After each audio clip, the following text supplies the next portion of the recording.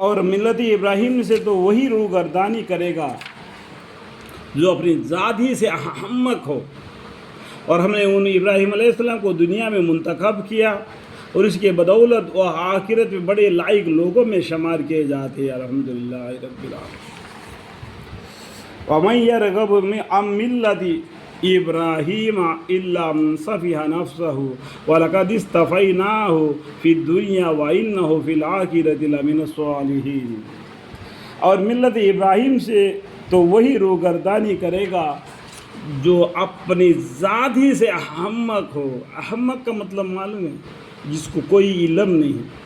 اور ہم نے انہیں ابراہیم علیہ السلام کو دنیا میں منتخب کیا الحمدللہ، اور اس کی بدولت وہ آخرت میں بڑے لائق لوگوں میں شمار کیے جاتے ہیں الحمدللہ رب العالمین۔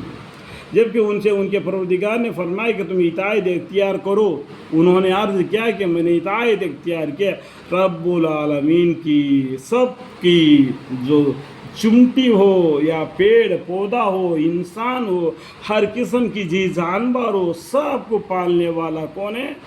رب العالمین ہے۔ اللہ تعالیٰ کی عبادت کرنے کا اختیار کیا ابراہیم علیہ السلام نے، ایک اللہ ہے۔ وَإِذْ قَالَ لَهُ رَبُّهُ أَسْلِمْ قَالَ أَسْلَمْتُ لِرَبِّ الْعَالَمِينَ۔ جبکہ ان سے ان کے پروردگار نے فرمایا کہ تم اطاعت اختیار کرو، انہوں نے عرض کیا کہ میں نے اطاعت اختیار کیا رب العالمین کی، اور اسی کا حکم کر گئے ابراہیم علیہ السلام اپنے بیٹوں کو۔ اور اسی طرح یعقوب علیہ السلام بھی، میرے بیٹو، اللہ تعالیٰ نے اس دین اسلام کو تمہارے لیے منتخب فرمایا ہے، سو تم بغیر اسلام کے اور کسی حالت پر جان مت دینا۔ اسی اسلام کے پر کلمہ طیب پڑھتے ہوئے دنیا سے رخصت ہونا، دوسرے مذہب کے نام نہیں لینا۔ کون بولے؟ یعقوب علیہ السلام نے۔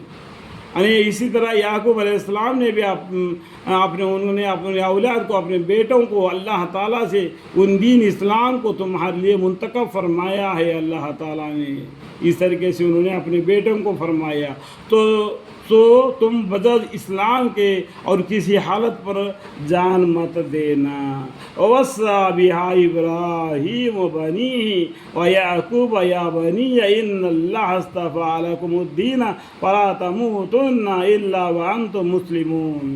یعنی دیکھو، یعقوب علیہ السلام کے بعد میں بہت سے پیغمبر آ گئے، اور اس طریقے سے بہت سے پیغمبر آتے چلے گئے، تو آخری پیغمبر محمد مصطفیٰ صلی اللہ علیہ وسلم آ گئے، تو ایک قرآن نازل ہو گیا۔